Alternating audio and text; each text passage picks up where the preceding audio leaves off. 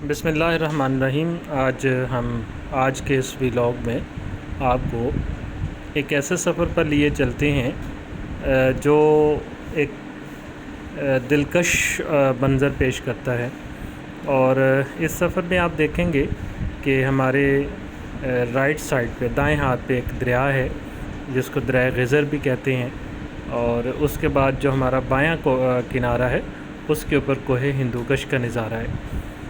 اچھا جی، کوہ ہندوکش کے حوالے سے آپ چند ایک باتیں ذہن میں رکھیں۔ یہ پاکستان کا سب سے چھوٹا جو ہے وہ پہاڑی سلسلہ ہے، اور اس پہاڑی سلسلے کو اگر آپ نے بالکل قریب سے دیکھنا ہو تو پھر آپ کو گلگت کے رستے کے اندر جب آپ کوہ قراقرم پہ ہوں گے سلک روڈ پہ، تو وہاں پہ جگلوٹ میں آپ کو یہ سلسلہ جو ہے وہ بالکل اپنے پاس نظر آئے گا۔ تو جگلوٹ سے پھر آپ نکل کر گلگت کی طرف جائیں گے، اور گلگت سے پھر غزر روڈ کے اوپر جب آپ واپس مڑیں گے، جو کہ پھر آگے شندور کی طرف جاتا ہے، اور شندور سے پھر چترال کی طرف جاتا ہے، اور یہ سارے کا سارا جو علاقہ ہے یہ افغان بارڈر کے ساتھ جو ہے وہ واقع ہے۔ اس روٹ کے اوپر جب آپ سفر کا آغاز کریں گے تو گلگت سے نکلتے ہی آپ کو اس دریا کا جو زور ہے وہ بہت بھاری نظر آئے گا، چونکہ وہاں تک اس کا جو پانی ہے وہ تقریباً سارے نالوں سے اکٹھا ہو چکا ہوتا ہے،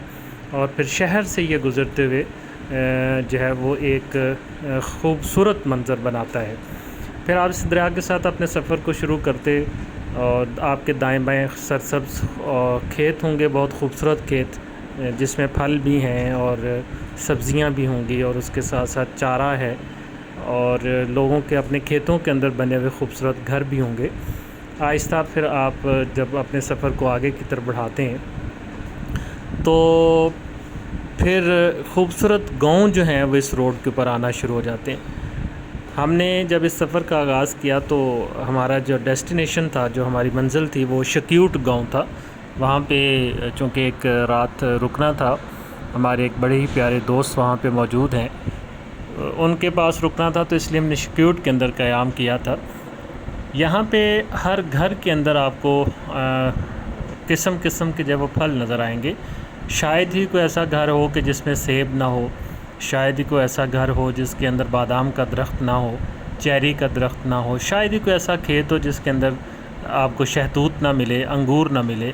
اور شاید ہی کوئی ایسا گھر ہو جس کے اندر آپ کو اس علاقے کی جو روایتی سبزیاں ہیں وہ نہ ملیں،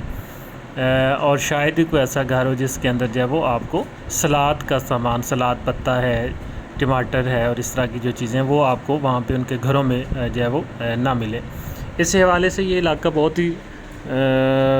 زمین کے اعتبار سے، اپنے پانی کے اعتبار سے، اور پھر اس کے بعد زمین کی زرخیزی کو لے کر، اور ان سب چیزوں سے بڑھ کر یہ علاقہ جو ہے وہ اپنے لوگوں کی مہمان نوازی کو لے کر بہت ہی کمال ہے۔ یہ جس وقت آپ لوگ اس ویڈیو کو دیکھ رہے ہیں، آپ کو یہ دیکھتے ہوئے نظر تو آ رہا ہوگا آپ کہ جو دریا ہے وہ کہیں بالکل روڈ کے ساتھ جو ہے وہ ٹچ کر رہا ہے، اور کہیں تھوڑا سا دور ہو جاتا ہے، اور اس کے دائیں بائیں میں جو تھوڑا سا جس وقت ہم شکیوٹ سے آگے نکلتے ہیں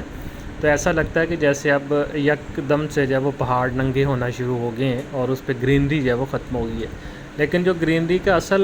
مدعا جو ہے وہاں پہ ان علاقوں میں، یا خاص طور پہ جس علاقے کے اس وقت آپ کو سیر کروائی جا رہی ہے، اس کے اندر جو آبادیاں ہیں وہ عام طور پہ ایسی جگہوں پہ ہوتی ہیں کہ جہاں پہ اوپر سے کوئی پانی کا نالا آ رہا ہو، کوئی چھوٹا سا چشمہ موجود ہو، تو لوگ پھر اس کے آگے اس پانی کو تھوڑا روکتے ہیں اونچائی پر، پھر وہاں سے چھوٹے چھوٹے جو ہے وہ، جس کو ہم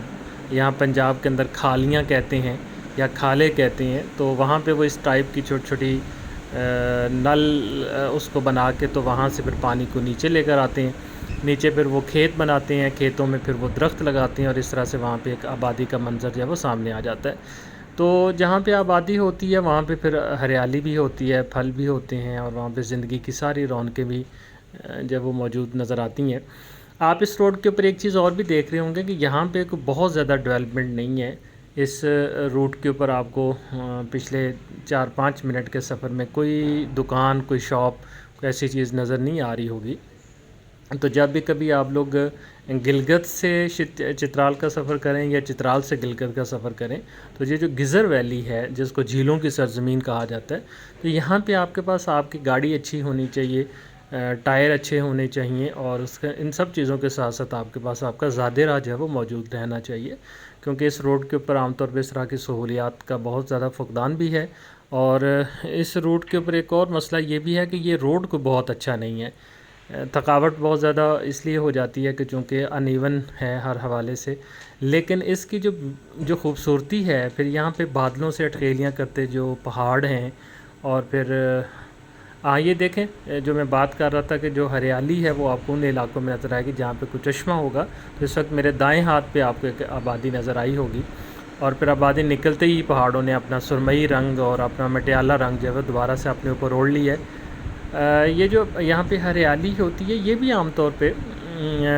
آپ یوں سمجھ لیں کہ یہ قدرتی نہیں ہے، مصنوعی ہے، لوگ اپنے گھروں کو اپنے کھیتوں کو آباد کرتے ہیں، اور آباد کرنے کے بعد جو ہے وہ اس طرح کے مناظر وہاں پہ جو ہے وہ دیکھنے کو ملتے ہیں۔ میں نے یہاں پہ ایک بات میں بتانا ضروری سمجھتا ہوں، اور وہ یہ ہے کہ یہاں کے پھل ہیں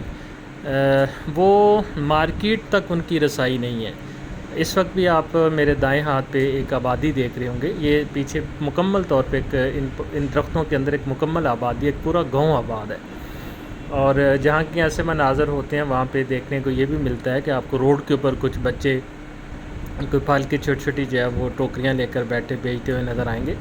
لیکن ان کی جو ہے وہ بڑی مارکیٹس تک رسائی بالکل بھی نہیں ہے۔ اور ہاں جو خشک میوہ جات ہیں جیسے کہ بادام ہے، جو یہاں پہ بہت مزے کا بادام جو ہے وہ یہ لوگ تو اس کو عام طور پہ